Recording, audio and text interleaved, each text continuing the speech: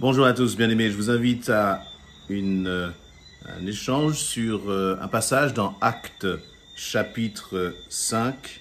Actes chapitre 5. Et je vais lire à partir du verset 29. Actes chapitre 5 à partir du verset 29. Il nous est dit ceci: Pierre et les apôtres répondirent: il faut obéir à Dieu plutôt qu'aux hommes. Je redonne là un peu le contexte avant de continuer ma lecture.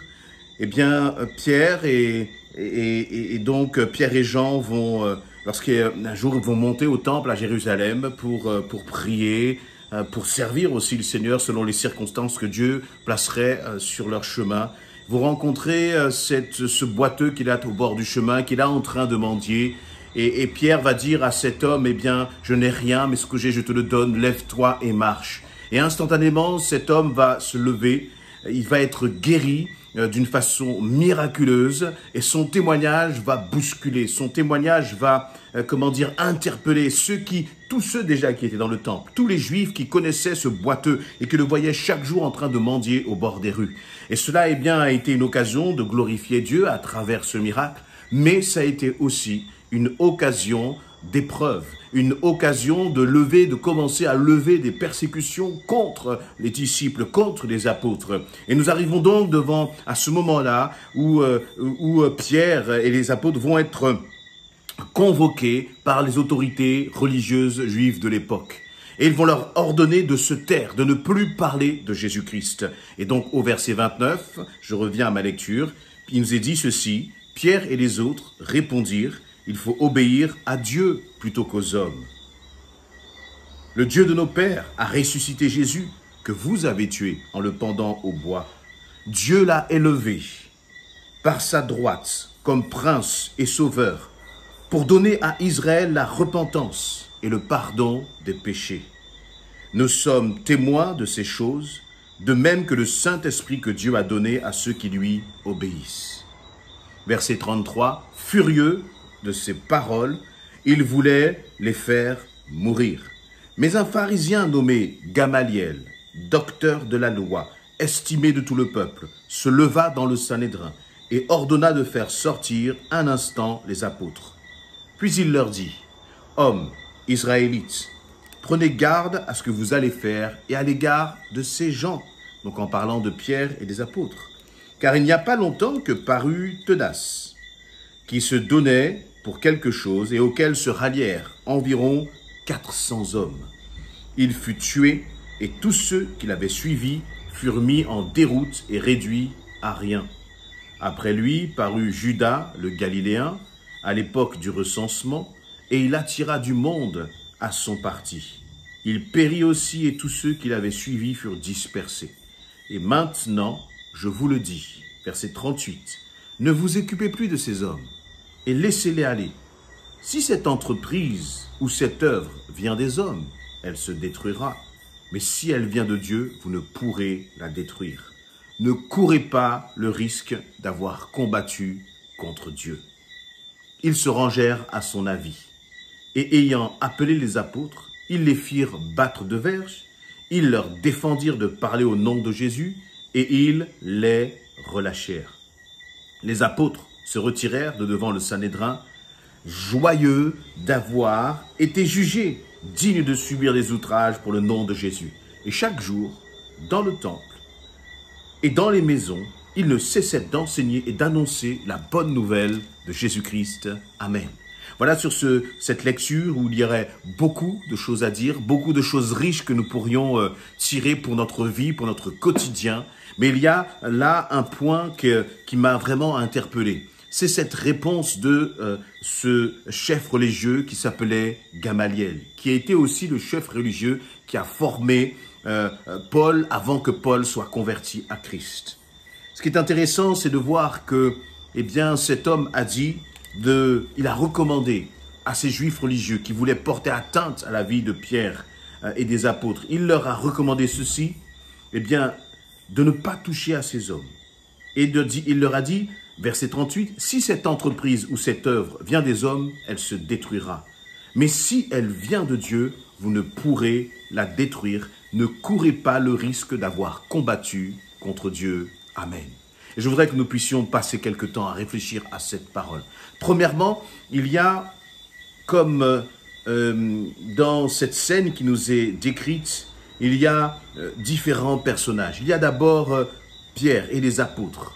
Pierre et les apôtres qui servent le Seigneur, qui servent Jésus-Christ, qui n'ont qu'un seul désir, c'est d'apporter le message de l'évangile, de partager le message de l'évangile.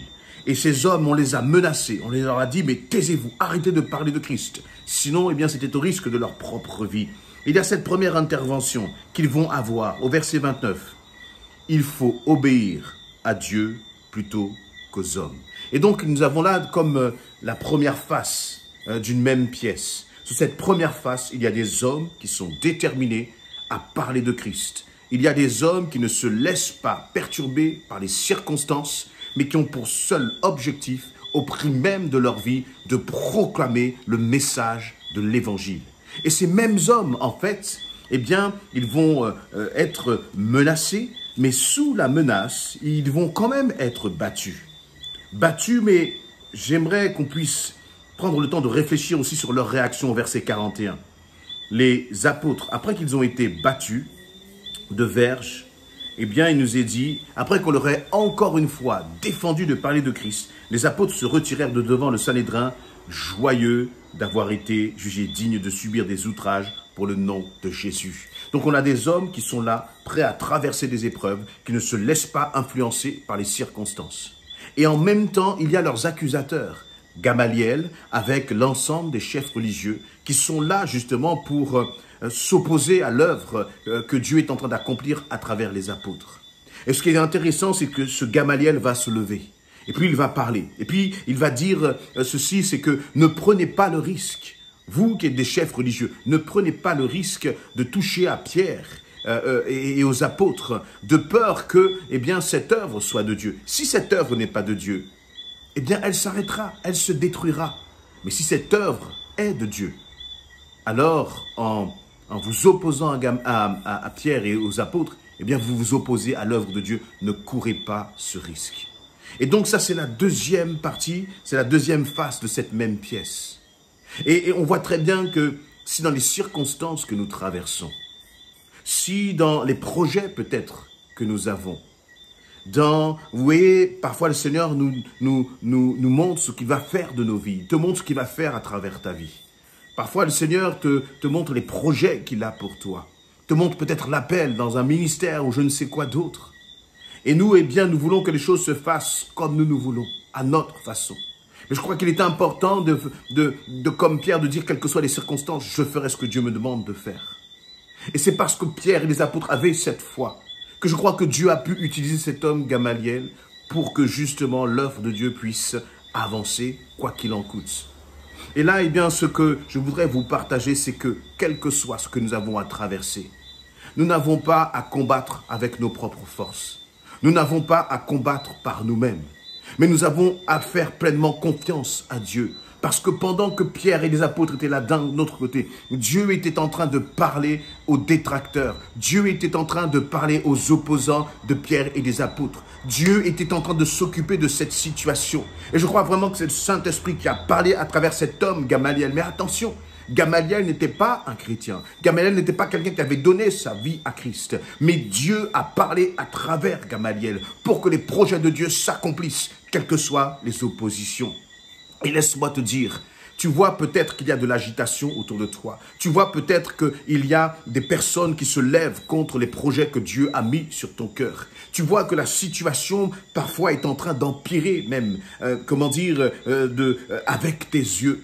Mais si tu fais confiance au Seigneur, si tu laisses Dieu agir, si tu arrêtes de t'agiter et que tu places vraiment ta confiance en l'Éternel, il agira. Pendant que Pierre et les apôtres étaient menacés, Dieu parlait à travers Gamaliel. Et voilà ce qui s'est passé. C'est que Dieu a parlé, a utilisé Gamaliel. Dieu a utilisé quelqu'un qui n'était pas en Christ, qui connaissait bien sûr la loi, mais qui n'était pas en Christ. Dieu a utilisé cet homme pour que justement les détracteurs puissent arrêter. Et Gamaliel était un homme qui avait une certaine réputation, qui était écouté, il nous est dit, et il avait donc un certain charisme, une certaine autorité dans cette communauté. Et Dieu l'a utilisé, Dieu a parlé à travers lui. Et je crois que Dieu parle aussi à travers, Dieu parle à tes ennemis. Tu n'as rien à craindre. Parfois, nous regardons à ceux qui s'opposent à nous et nous commençons à craindre. Ou nous regardons à ceux qui s'opposent à nous et nous voulons réagir et gérer la situation par nos propres moyens. Mais la meilleure des réponses à apporter à l'opposition, c'est de se confier en l'Éternel. Parfois même, tu vas passer du temps à prier, mais dès le moment où tu as fini de prier, tu vas commencer à reprendre cette situation en main comme si tu n'avais jamais prié. Prier consiste à porter cette situation, ta situation, entre les mains de l'Éternel. Une fois que tu as porté cette situation devant le trône de la grâce, tu n'as plus à t'en occuper, tu n'as plus à la gérer, mais tu as à faire totalement confiance au Seigneur. Et quels que soient les ennemis qu'il y aura sur ta route, Dieu parlera toujours à un Gamaliel afin que les projets de Dieu s'accomplissent.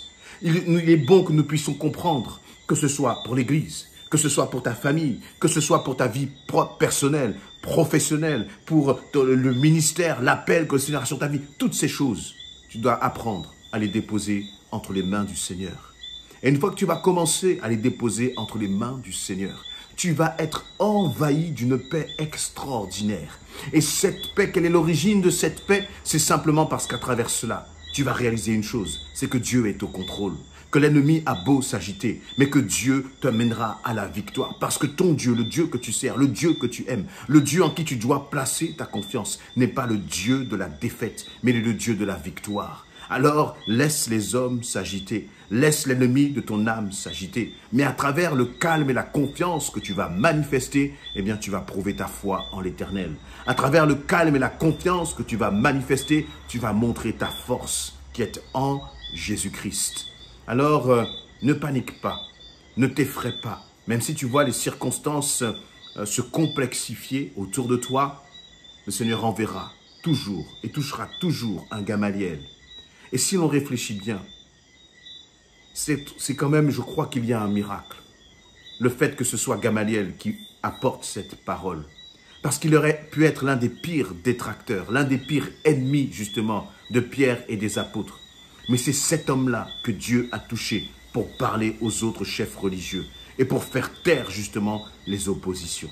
Alors bien sûr, une fois que Gamaliel a dit cela, la situation quand même n'a pas été facile. Parce que malgré tout, même si Gamaliel leur a dit ne courez pas le risque d'avoir combattu contre Dieu, ces hommes qui ont quand même écouté Gamaliel, qui se sont quand même rangés à l'avis de Gamaliel, nous est-il dit au verset 40, ils ont quand même frappé de verge les disciples. Ils ont quand même défendu aux disciples de parler de Jésus-Christ. Mais finalement, ils les ont relâchés.